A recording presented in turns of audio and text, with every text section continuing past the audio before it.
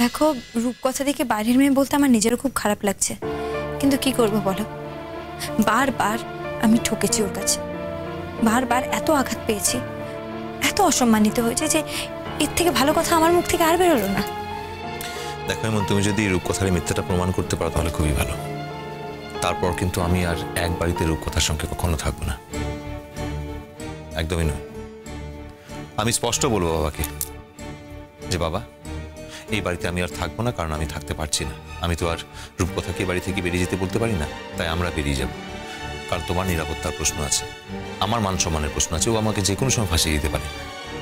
আবার একই ভুল করছো, আবার ওই একটা বাইরের মেয়ের জন্য তুমি ডিসাইড করছো তুমি বাড়ি ছেড়ে চলে যাবে। কেন? বাড়িটা তো তোমাদের। ঠিক আছে, তুমি না হয় স্বার্থপরের মতো বাড়ি ছেড়ে চলে যাওয়ার কথা ভাবতে পারো, কিন্তু বাবা মা কাকা কাকিমণি মানে এরা সবাই, এরা কি চলে যাবে? ওই একটা বাইরের মেয়ের জন্য পুরো ফ্যামিলিটা নষ্ট হয়ে যাবে, সংসারটা ভেঙে যাবে। তাহলে ওকে এই বাড়ি ছেড়ে চলে যেতে হবে। সেই ডিসিশন তুমি বা আমি তো নিতে পারবো না। সেই ডিসিশন যদি নিতে হয় তাহলে একমাত্র দাদাভাই অথবা বাড়ির বড়রা নিতে পারবে। তবে আমার মনে হয় ও আর এরকম করবে না। মানে ওর যদি মুখোশটা আমরা একবার খুলে দিতে পারি, তারপর আমাদের ও কোনো ক্ষতি করতে পারবে বলে আমার তো মনে হয় না। অ্যাটলিস্ট তোমাকে ফাঁসানোর কোনোদিনও আর কোনো চেষ্টা করবে না। তুমি ভুল ভাবছো। এরকম একটা মেয়ে যে এরকম একটা ঘটনা ঘটাতে পারে, সে জীবনে যা কিছু করতে পারে, যা খুশি তাই করতে পারে। আমি প্রথম দেখে তাকে বুঝতে পারিনি যে এরকম একটা মেয়ে হতে পারে। ও হয়তো প্রথম থেকে এরকম ছিল না, পরিস্থিতি তাকে এরকম বানিয়ে দিয়েছে। এত কিছুর পরে তুমি রূপকথাকে গার্ড করার চেষ্টা করছো। দেখো ইমান, একটা মানুষের জীবনের জার্নি যেরকমই হোক না কেন, যতই কঠিন হোক না কেন, কিন্তু তার পরিণতি এরকম হতে পারে না। কিসের জন্য একটা মানুষ এত বড় একটা মিথ্যের আশ্রয় নিয়ে বাঁচার চেষ্টা করে বলো তো? কিসের জন্য মিথ্যের মধ্যে সে মুখ লুকোবে? ওর তোমার প্রতি ভালোবাসাটা হয়তো সত্যি, ওর তোমার প্রতি অধিকার বোধটা হয়তো তার থেকেও বেশি সত্যি। তোমাকে অন্য কেউ দখল করে নিয়েছে, সেটাও সহ্য করতে পারছে না, ভাবতে পারছে না, মেনে নিতে পারছে না। দেখো, আর যদি তোমার সঙ্গে রূপকথা দিয়ে বিয়েটা হয়ে যেত তাহলে এসবের কিছুই হতো না। তখন হয়তো তোমরা অন্য রূপকথার দিকে দেখতে পেতে, এই রূপকথার দিকে তুমি দেখতেই পেতে না, তাই না? সেই জন্যই বলছি, পরিস্থিতি একটা মানুষকে অন্যরকম বানিয়ে দেয়।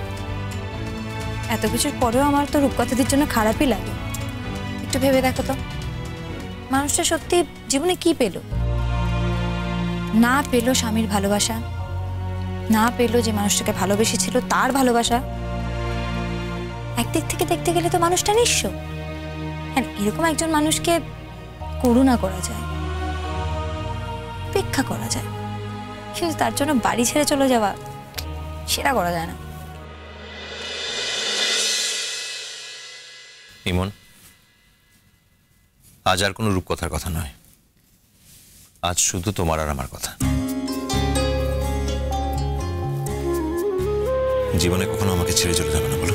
আমি শুধু মিথ্যের সঙ্গে আপোষ করে থাকতে পারি না। যেদিন আমাকে মিথ্যের সঙ্গে আপোষ করতে হবে, আমি সেদিন সব ছেড়ে চলে যাব। তুমি আর চাই করো আমাকে মিথ্যের মধ্যে নিয়ে যাও না, সবসময় সত্যিটা বলো, সেটা যতই কঠিন হোক না কেন। আমি সত্যের মুখোমুখি হতে চাই, আমি তাতে কোনো ভয় পাই না। শুধু আমি মিথ্যে সইতে পারি না গো। মিথ্যের মধ্যে তো বাস করতে আমিও পারি না ইমন, কখনো করিওনি আর করবও না। তুমি যেটাকে মিথ্যে মনে করছো সেটা তোমার বোঝার ভুল। আমি জেনে শুনে কখনো তোমাকে কোনো মিথ্যের মধ্যে নিয়ে যাইনি ইমন, বিশ্বাস করো। বিশ্বাস করি তো, আমি বিশ্বাস করতেই চাই, শুধু তুমি বললে বললে বললে। আমি যদি সত্যিকারের তোমার বউ হয়ে থাকি তাহলে আমার ধর্ম তোমার সঙ্গে সারাটা জীবন পথ চলা। সুখে দুঃখে আপদে বিপদে ভালোই মন্দে তুমি আমাকে আশীর্বাদ করো যেন আমি আমার ধর্মটাকে পালন করে যেতে পারি।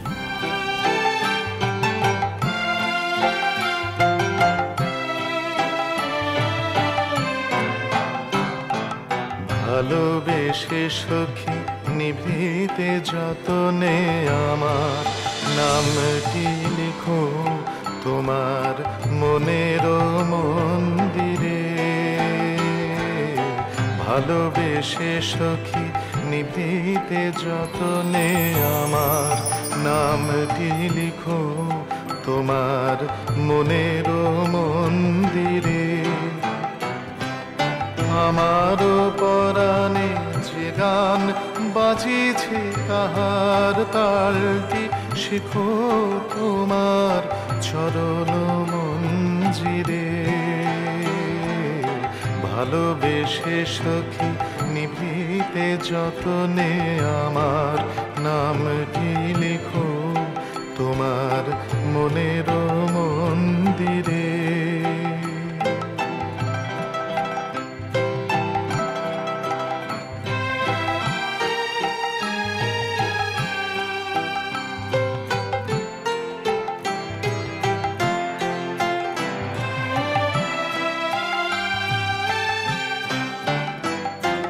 ধরিয়া রাখিও সোহাগে আদরে আমার মুখর পাখি তোমার প্রাসাদ প্রাঙ্গণে। মনে করে সখী বাঁধিয়া রাখিও আমার হাতের রাখি তোমার কনক কঙ্কনে। ভালোবেসে সখী নিভৃতে যতনে আমার নামটি লিখো তোমার মনের মন্দিরে।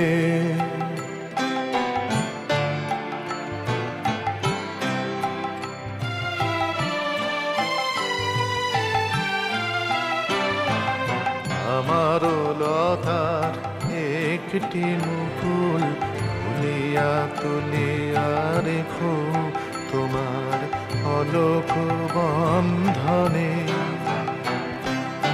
আমারও শরণ শুভ সিন্দুরে একটি বিন্দু একো তোমার ললাট ছন্দনে।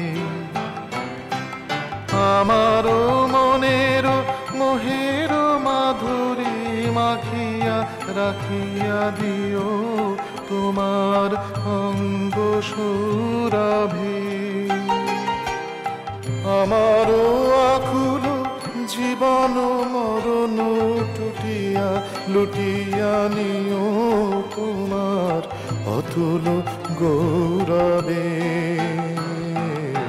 ভালোবেসে সখী নিভৃতে যতনে আমার নামটি লিখো তোমার মনের মন্দিরে।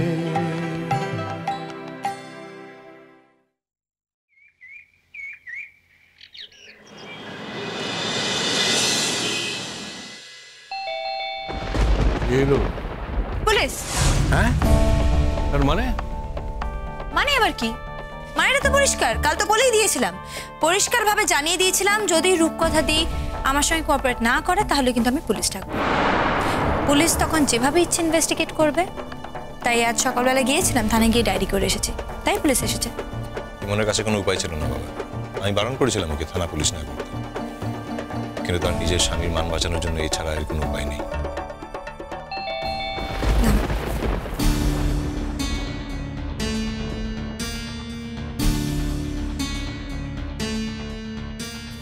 আসো।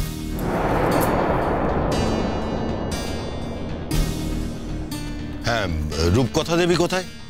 ওনাকে একটু ডাকুন, আমরা ওনার সঙ্গে কথা বলবো।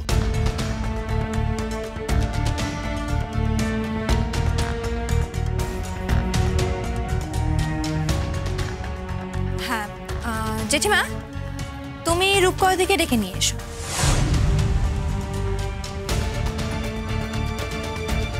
এবার যদি রূপকথাদি না নামতে চায় তাহলে আমি হিড়হিড় করে রূপকথাদিকে টেনে নিচে নিয়ে আসবো। তারপর পুলিশ যেভাবে জিজ্ঞেস করার, যেভাবে ইনভেস্টিগেট করার করবে, তাতেও যদি ও রাজি না হয় তাহলে মহিলা পুলিশ তো এসেইছে, গিয়ে রূপকথাদিকে নিচে নিয়ে চলে আসবে। কোনটা চাও? কাউকে নিয়ে আসতে হবে না, আমি আসতে বলে দিয়েছি। আর ও বলে দিয়েছে আমার সঙ্গে এখন যদি ও নিচে না আসে তাহলে ওর এ বাড়িতে থাকার আর কোনো অধিকার থাকবে না। আর তার জন্য যত দূর যেতে হয় আমি যাব, যা করার করতে হয় করব। ও যা বলেছে ওকে ওর কথার সপক্ষে প্রমাণ দিতে হবে। কুসুম দোলা